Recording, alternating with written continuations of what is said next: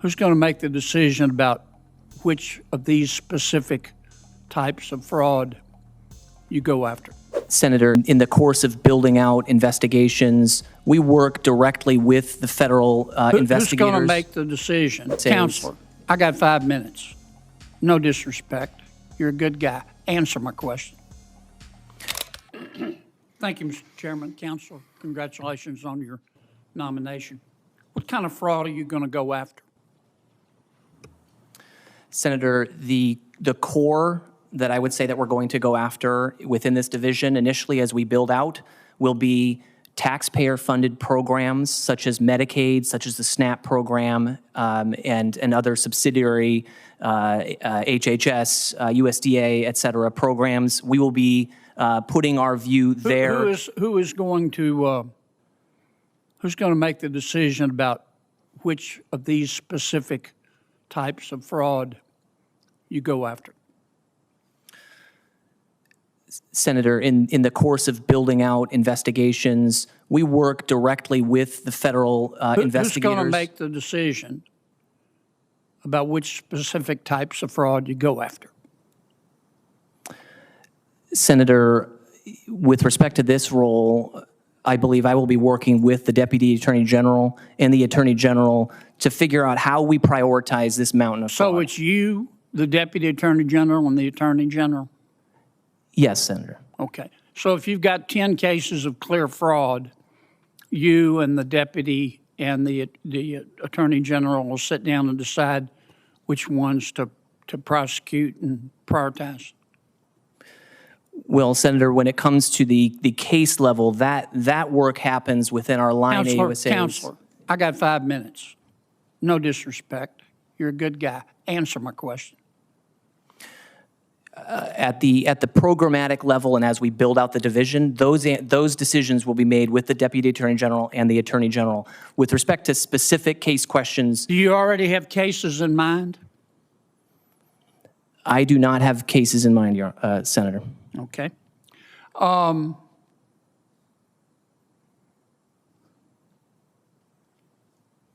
So suppose we can agree, I think that the federal taxpayers, American taxpayers, put up between 50 and 90% of the money in the Medicaid program. States love it. Let's suppose that you have a governor who knows there's fraud in his Medicaid program, but he ignores it because he would lose all this federal money. Is that fraud? Senator, I think that's a form of fraud, waste, and abuse. Whether it fits within the contours of criminal culpability, is that the sort of thing you're going to look at? Senator, as referenced earlier, we will be looking at the full scope of fraud. Answer my question, Counselor. Is that the sort of thing you're going to look at? Senator, I do plan to look at the full range of potentially criminally culpable actors. Let's suppose, are you familiar with an Inspector General? Yes, I'm sure Senator. you are, because you're a good lawyer. Let's suppose, and you're aware, I'm sure, that Inspectors General act independently of a Cabinet Secretary. Cabinet Secretary under the law, I think it's 5 U.S.C. Section 417, can only overrule an Inspector General if what that Inspector General is doing is dramatically hurts the U.S. interests or some sort of pretty language like that. Let's suppose an Inspector General comes in and Cabinet Secretary or senior official says to an Inspector General, I want to know what cases you're investigating. And you have to tell me. And if any of them are going to impact me in terms of my reputation, I'm going to pull you off of them. Is that fraud? Senator, I would see that as a form of conflict of interest to the extent that that'll look bad for the Cabinet Secretary. I know that. Is that the sort of thing you're going to get involved in? Senator, I will be focused on criminal prosecutions That will be my focus in identifying fraudsters operating, taking money. Let's suppose the Census Bureau tells you that 11% of the American people are poor, and we get to decide the definition. But we're going to exclude about 80% of the federal benefits that we give to folks in determining this 11%. So that instead of 11%, we really have only 1% of the American people that are below the poverty level. Is that fraud? Is it fraud if a cabinet secretary knows that and doesn't do anything about it? Senator, there are a range of criminal tools that the Department of Justice can bring to bear. Is that fraud? Fraud in the classic sense of executing a scheme to defraud a government program, probably not. Is it right? No, it is not right. Is it moral? No, it is not, Senator. Is it ethical? Senator, Does not seem ethical to me, Senator. Thank you for your indulgence, Mr. Chairman. Senator Ronald. Thank you, Mr. Chairman. Mr. McDonald, I asked the following two initial questions going to fitness to serve of all nominees to appear before any of the committees on which I sit. I will ask you the following two questions. Since you became a legal adult, have you ever made unwanted requests for sexual favors or committed any verbal or physical harassment or assault of a sexual nature? No, Senator. Have you ever faced discipline or entered into a settlement relating to this kind of conduct? No, I have not.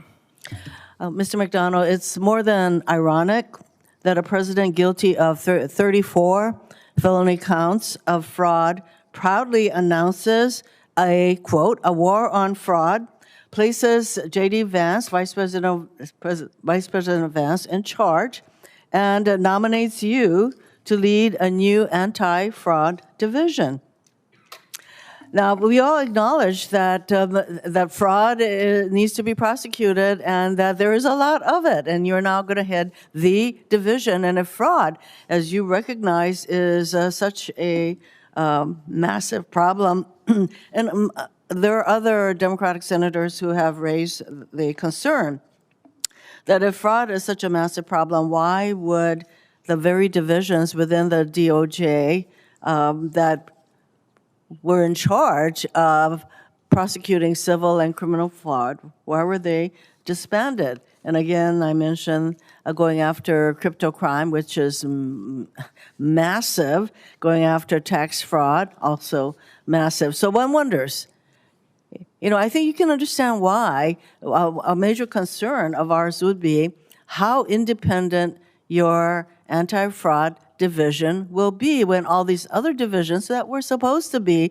prosecuting fraud and all of the experience that the attorneys there had, they get disbanded, but you get created, and your division, not you get created, but your division will be followed by J.D. Vance. So it's kind of hard to understand how it is that you will be so independent of the president. We have a president who expects the people he nominates to do his bidding, including to let him do what he wants, including members of the U.S. Supreme Court.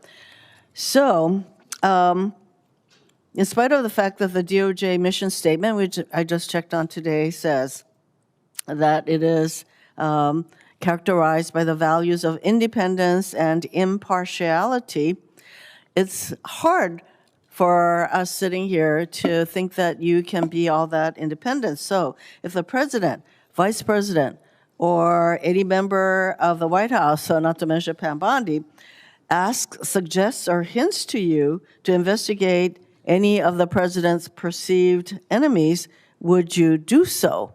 Yes or no?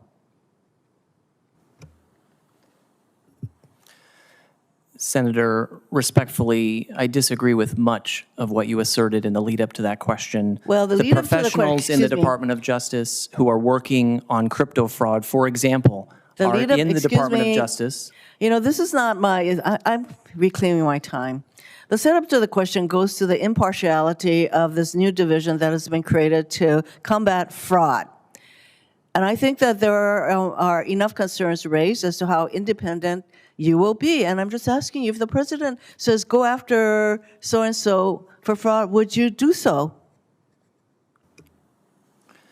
Yes Senator, or no? Senator, as I was mentioning, the individuals who were doing crypto fraud, that work is still ongoing within the Department of Justice. You are not answering my question, which says to me that sadly, even though you have up till now been an impartial, what I understand is relatively impartial and non-political, you're now placed in a highly politicized division. And we already know that the president considers the Department of Justice to be his law firm, Pam Bondi to be his lawyer. You are down the chain. I don't see how you sit there and tell us that you're going to be independent, much as you might want to be, but I have concerns about that. You know, we have a president who accepted a $400 million plane from Qatar. Does that sound to you like a bribe or a fraud to you? Senator, with respect to your prior question, I am a career how about federal answering prosecutor. this question? I am a career federal prosecutor. I follow the facts.